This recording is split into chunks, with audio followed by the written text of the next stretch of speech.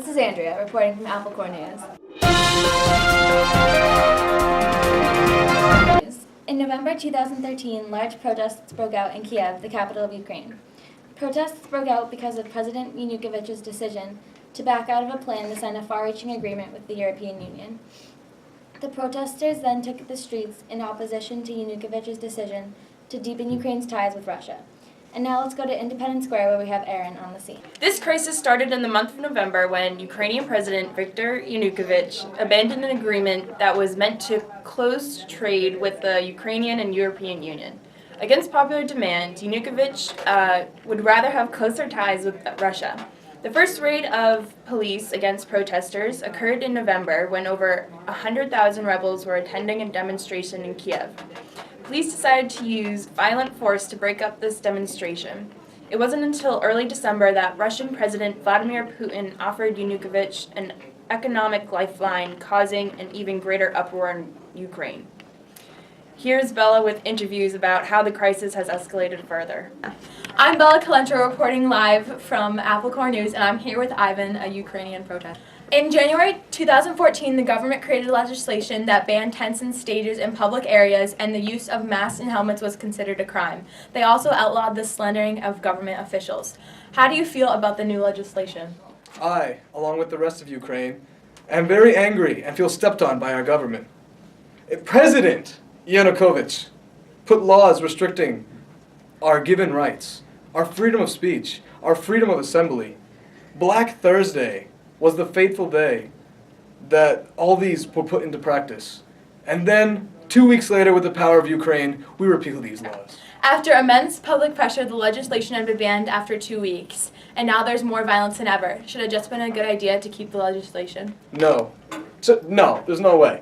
It is imperative that the corrupt legislation is wiped clean, and simply, violence is definitely worth it here.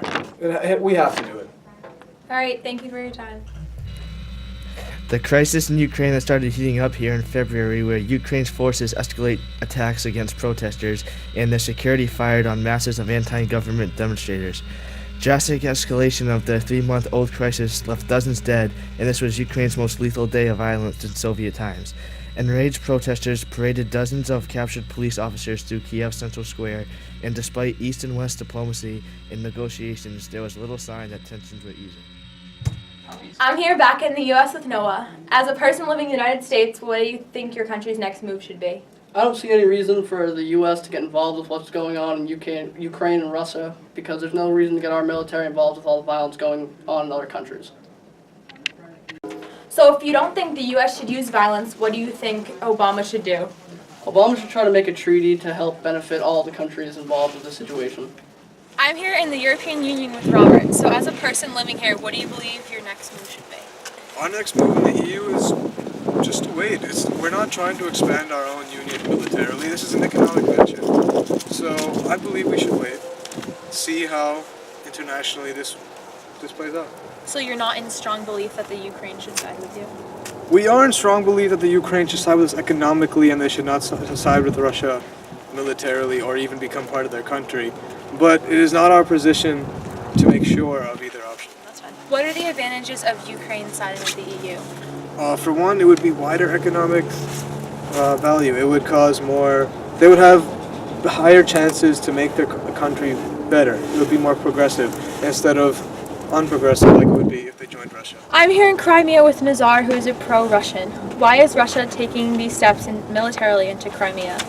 Historically speaking, Khrushchev gave this land to Ukraine as a gift, but still mostly Russian-speaking people still live there, and now we're just taking back what was once ours. As a person living in Russia, what do you believe your next move should be? I'm not sure exactly what Russia's next move will be because we're such an unpredictable country, but now that we have Crimea, I think we'll be satisfied for at least a little while.